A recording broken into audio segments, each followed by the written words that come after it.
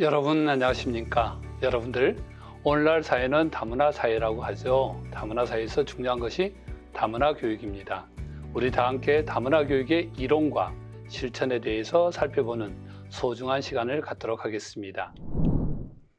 먼저 다문화 사회는 어떠한 사회가 다문화 사회인가 궁금하시죠? 일반적으로 이야기할 때 다문화 사회는 전체 인구 중에서 5%가 넘었을 때 다문화 사회라고 합니다. 이러한 다문화 사회는 다인종, 다민족으로 구성이 되어 있어요. 그렇다고 한다면 한국은 어떨까요? 한국은 다문화 사회일까요? 아닐까요? 궁금하시죠? 그러한 부분을 살펴보도록 하겠습니다. 우리는 먼저 이번 시간에 함께 배워야 될 목표를 두 가지로 살펴봤어요. 첫째로 다문화 사회에 있어서 문화의 의미에 대해서 한번 설명할 수 있는 시간이 될 겁니다. 두 번째는 다문화 사회가 도래되고 이러한 다문화 사회는 어떠한 특징을 가지고 있을까? 이것을 여러분들이 이해하고 설명할 수가 있을 겁니다. 이번 시간에 하는 수업 내용은 크게 두 가지예요. 어렵지 않는 내용들인데 다문화 사회에 있어서 문화에 대한 이해. 여러분들이 생각할 때 문화는 뭘까요? 두 번째, 다문화 사회의 도래와 특징에 대해서 살펴본다고 이야기를 했습니다. 그래서 다문화 사회는 어떻게 도래되었으며 그 특징은 무엇일까? 여기에 대해서 같이 살펴보겠습니다.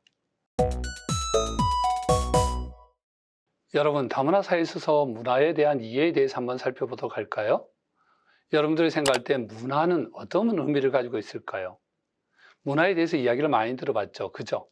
문화라고 하는 것은 일반적으로 이야기했을 때 다양한 생활 양식을 이야기하는데 우리가 인간이 사회를 살아가면서 여러 가지를 갖다 만들어내게 되죠. 그래서 여러 가지 만들어낸 다양한 생활 양식, 그러니까 라이프 스타일을 갖다가 문화라고 이야기할 수가 있습니다. 문화가 가지고 있는 의의는 굉장히 여러 가지가 있어요. 그래서 대표적으로 보면 문화는 대체로 집단이나 지역 등을 중심으로 해서 형성되게 되죠. 그래서 한국 사회에서 영남권 문화, 호남권 문화 또는 서울 문화 이런 식으로 이야기를 하기도 하죠. 또 문화는 그 사이에 여러 가지 문화를 느끼는 향유자들과 다른 사람들 간의 구분을 갖다 하는 의미로도 쓰고 있습니다. 그죠? 문화권에 대해서 달라지고요. 경우에 따라서는 이제 노인 문화가 될 수도 있고 청소년 문화도 있을 수가 있겠죠. 그죠? 그래서 어떤 사람들이 모여 있고 또 그들에 의해서 구별되기도 한다라고 이야기할 수가 있습니다. 그래서 이게 특정한 문화가 인정받는다는 것은 일종의 어떤 권리 보장과 같은 의미를 가지고 있습니다. 다문화 사회의 도래와 특징에 대해서 한번 보도록 할게요. 자, 오늘날 사회는 다문화 사회라고 이야기를 하거든요. 근데 이 다문화 사회와 또 다른 개념이 이제 단일 문화와 다문화를 갖다 이야기할 수가 있어요. 단일 문화, 다문화, 이건 아주 간단하죠. 문화가 한 가지냐 아니면 다양하느냐에 따라서 단일 문화 아니면 다문화라고 이야기하는데 이 단일 문화주의라는 개념은 뭘 이야기하냐면 하나의 사회 내에서 동질적인 하나의 문화를 추구하는 이념이라고 이야기할 수가 있습니다. 그럼 어떨까요? 이런 것들요. 단일 문화가 가지고 있는 특징은 뭐가 있을까요? 가장 중요한 것들은 뭐냐면 동질성을 가지고 있어야 된다는 거예요. 그래서 이제 문화의 학습과 세대 간의 전수를 통해서 사회의 어떤 동질성이 유지가 돼야 된다라는 것들이 있죠. 그래서 이러한 것들 중에서 보면 많은 것들이 있어요. 우리가 성씨에 대한 거, 지역에 대한 거, 아니면 학교에 대한 거, 이런 것들은 이제 동질성을 갖다 추구하는 것이 될 수가 있죠. 두 번째로 보면 인종적, 민족적 기반에 두고 있다. 여러분들 우리는 한민족이라는 이야기를 갖다 많이 했었죠. 근데 지금은 그렇지는 않아요. 지금은 이제 한국 사회는 다문화 사회이기 때문에 여러 인종과 민족들이 같이 구성이 돼 있죠. 대략적으로 2022년을 기점으로 해서 한국 사회에 있어서 대략 외국에서 온 사람들이 한 300만 명이 된다라고 하거든요. 그러면 여기에는 다민족, 다인종 사회라고 이야기할 수가 있죠. 그다음 그렇다고 한다면 세 번째는 뭘까요? 세 번째 이제 단일 문화라는 것은 뭐냐면 외부와의 어떤 경계, 바운더리를 갖다 이야기할 수가 있겠죠. 그래서 문화는 공동체라든지 국가, 지역, 문화권 이런 것들을 갖다 기준으로 해서 외부와 구분되는 일정한 경계를 가지고 있다라고 이야기할 수가 있습니다. 그래서 여러분들은 단일 문화라고 하는 것은 동질성이라든지 인종이나 민족적 기반이라든지 아니면 외부와의 어떤 경계 이런 것들로 이야기할 수가 있겠죠. 이해가 되시죠? 그렇다고 하면 두 번째, 다문화 의미는 뭘까요? 아까 우리가 이야기했듯이 이제 단일 문화라고 하는 것은 경계라든지 뭐 인종적, 민족적 기반을 둔다든지 이런 이야기를 했죠. 근데 이게 다문화라고 하는 것들은 뭐냐면 더 이상 통질적이지 않고 또 수직적, 수평적으로 다양화되어 있죠. 그죠? 이것이 우리가 봤을 때 이제 다문화라고 이야기할 수가 있습니다. 문화가 인종이라든지 민족이라든지 영토라든지 이런 경우가 일치 않는 경우가 굉장히 증가하고 있잖아요. 그죠?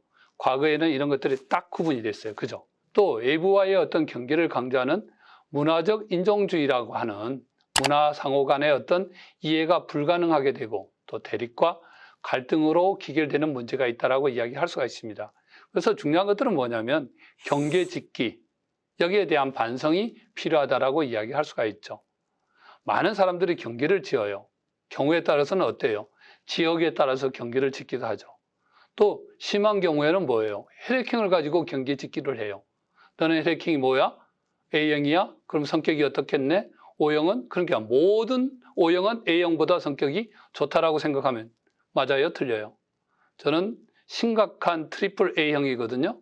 하지만 많은 사람들이 볼 때 저는 O형으로 보고 있어요. 그렇게 한다면 이런 경계를 짓는다는 것은 문제가 됐죠. 그래서 이러한 것들을 갖다 보자면 다문화라는 것은 결국 뭐냐면 기본적으로 복수의 문화, 다양한 문화, 전 세계보다는 현 사회 내에서 나타나는 문화적인 현상에 초점을 두고 있는 것들이 다문화라고 합니다. 어때요, 여러분들? 아까 단일 문화와 다문화에 대한 의미를 갖다가 이제 조금 구분이 되죠. 이러한 다문화를 갖다가 구성하는 요소에 대해서는 이제 사람들이 여러 가지를 이야기하는데 학자들의 이야기를 갖다 한번 들어볼까요? 베이커. 이건 빵은 아닙니다. 그죠? 베이커리 하면 빵이 되는데 베이커라고 하는 사람은 개인차나 인종, 민족, 종교, 성별, 사회 경제적 수준, SES라고도 이야기하죠. 연령이나 능력, 신체적인 조건 이런 걸 가지고 다문화로 구성하는 요소라고 봤어요. 그래서 이런 것들에 의해 가지고 구분되는 것들 이게 이제 또 베이커가 이야기하는 다문화를 구성하는 요소라고 보고 있죠. 또 다른 학자인 콜리크와 친이라고 하는 사람은 다문화를 구성하는 요소에 있어서 인종이나 민족, 성, 계층, 거주지, 연령, 종교, 언어 이런 걸로도 구분이 된다고 했습니다. 또 이것뿐만 아니라 다문화를 갖다 구성하는 요소는 과거에 있던 요소뿐만 아니라 추가적인 요소들이 더 포함되고 있다. 그래서 굉장히 복잡하고 다양해졌다라고 생각을 하면 되겠죠. 한국에서 사용되는 다문화 의미는 어때요? 여러분들이 생각했을 때 여러분들은 다문화는 뭐라고 생각을 했어요? 그래서 주로 이제 한국에서 다문화라고 이야기한다면 뭐 다인종화, 다민족화 이런 경향으로 이제 나타나는 것을 다문화라고 이야기를 하고 있거든요. 다문화 사회가 가지고 있는 특징은 뭘까요? 다문화 사회의 의미를 갖다 보면요. 크게 두 가지 측면에서 이야기할 수가 있어요. 하나는 뭐냐면 현상학적 측면, 두 번째는 규범적 측면으로 볼 수가 있어요. 이 현상적 측면이라고 있는 것은 뭐냐면 그 시대에 나타나 있는 현상을 갖다 이야기할 수가 있죠. 어떤 거냐면 인종이나 민족, 성, 연령, 계층, 지역, 신체 이러한 다양한 변인들에 의해서 매개가 돼가지고 문화 현상이 나타나는 그러한 사회. 그러니까 주로 이제 어떻게 보면 어때요? 눈으로 보여지는 그러한 가시적 사회를 갖다 이야기할 수가 있겠죠. 그죠? 그에 비해서 이제 규범적 측면이라고 하는 것은 어떻게 보면 우리가 지향하는 규범성을 갖다 들 수가 있죠. 그래서 다문화주의가 온전한 실현을 지향하는 사회. 다문화주의라는 게 뭘까요? 이 다문화주의라고 하는 것은 결국은 다양한 문화를 갖다 인정해 주는 것들이에요. 그죠? 편견이 없는 이러한 것들도 여기에 해당될 수가 있겠죠. 자, 그렇다고 한다면 다문화 사회가 가지고 있는 유형들, 여러분들 좀 궁금할 것 같아요. 우리가 봤을 때 뭐냐면 어떤 거는 다문화 사회고 어떤 거는 다문화 사회가 아니고 이렇지는 않아요. 그래서 다문화 사회는 국가별로 유형들이 좀 있어요. 그래서 조나단하고 김남국이라는 사람의 견해를 보면요. 이런 경우가 있어요. 옛날부터 여러 집단들이 혼재되어 있는 사회. 그래서 기본적으로 굉장히 어떤 민주사회인데 역사적으로 오랫동안 인종이나 언어나 종교 이런 여러 집단들이 있잖아요. 이것들이 혼재되어 있는 사회. 이러한 나라는 어디가 있을까요? 벨기에하고 핀란드를 갖다 들 수가 있어요.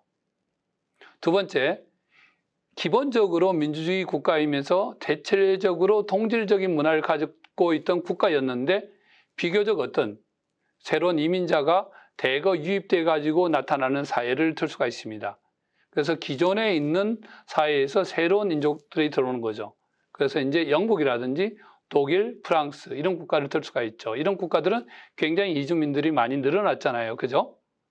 세 번째는 이제 안정된 민주주의 사회에서 이주민이 원주민을 갖다가 흡수한다든지 또는 대체하는 과정에서 나타나는 것들. 이 이야기는 뭐냐면 과거에 원주민들이 있었어요. 그죠? 원주민들이요. 여러분들이 알고 있는 인디언들 이야기하죠. 인디언들은 어느 국가에 있어요? 미국에 인디언 있죠? 캐나다도 인디언 있고 호주도 인디언들이 있어요. 이 사람들은 뭐예요? 토착 세력들이잖아요. 그죠? 이 토착 세력들이 있는데 거기에 새로운 이주민들이 들어와 가지고 그 판을 갖다가 벌리는 사회를 갖다 들 수가 있어요. 그게 미국, 캐나다, 호주 이렇게 될 수가 있겠죠. 또 네 번째로 이제 굉장히 변화를 겪고 있는 민주사회로서 인종이나 언어, 종교 등 여러 집단이 혼재되어 있어 가지고 굉장히 억압이라든지 어떤 목소리가 억제되어 있는 그런 통제된 사회, 남아프리카 공화국을 예로 들 수가 있습니다. 그렇다고 한다면 여러분들 어때요? 이 다문화 사회에 있어서 한국은 어디에 포함이 될 것 같아요? 벨기에, 핀란드, 아니면 영국, 독일, 프랑스, 아니면 미국, 캐나다, 호주, 아니면 남아프리카 공화국. 예, 정답은 두 번째입니다. 한국은 과거에 한민족이라고 하는 울타리 속에서 이민족이 들어오는 그러한 민주화된 사회라고 이야기할 수가 있겠죠. 이해되시죠? 그래서 이제 유럽에 비해서 이제 한국 같은 경우에는 굉장히 순혈주의가 강하죠. 그죠? 우리 한민족, 우리나라 이런 말 많이 하죠. 한국에서는 이제 성이나 연령, 신체, 성적, 계층 이런 의미로 이제 굉장히 많이 존재를 하고 있거든요. 그래서 앞으로 한국 사회는 주로 어떻게 나타나야 되냐면 좀 더 문화적 다양성이 좀 이제 인정되고 그런 것들을 갖다 인식하는 것들이 필요할 것 같아요. 그래서 여러분들이 저와 함께 이 수업을 갖다 하는 이유도 마찬가지입니다. 이번 시간에 우리는 크게 두 가지에 대해서 이야기를 했었어요. 기억나시죠? 그죠? 다문화 사회에 대한 이해, 그래서 문화의 의미에 대해서 우리는 이해하고 설명할 수 있는 시간이 되었습니다. 어때요? 이해가 되시죠? 두 번째, 다문화 사회의 도래와 특징을 이해하고 설명할 수가 있다. 여러분들은 어때요? 앞서 이야기했던 단일 문화와 다문화에 대해서도 이야기했고 한국에 있어서 다문화 사회라는 것을 갖다 여러분들이 알게 되었을 것입니다. 그래서 이러한 내용을 갖다 통해 가지고 한번 정리하면 다음과 같습니다. 다문화의 의미에 대해서 여러분들이 이해하는 시간을 가졌죠. 그죠? 이 다문화라고 하는 것은 현 시점에서 있죠. 다인종, 다민족 경향을 가지고 있지만 또 문화적 현상의 어떤 다양화를 가리키는 그러한 관점으로 다문화가 의미가 있다라고 되어 있습니다. 또 다문화에 있어서 현상학적인 측면에 대해서도 이야기를 했고 규범적인 측면에 대해서도 이야기를 했어요.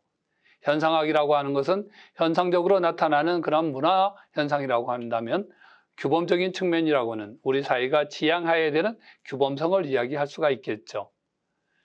그 다음에 이제 다문화를 갖다 구성하는 요소는 기본적으로 성이나 계층, 거주지 이런 것도 있지만 새로운 것들이 다양성이 점차 부각되고 있다라는 학자의 이야기를 갖다가 여러분들한테 설명을 해드렸습니다. 어때요? 이해가 되시죠?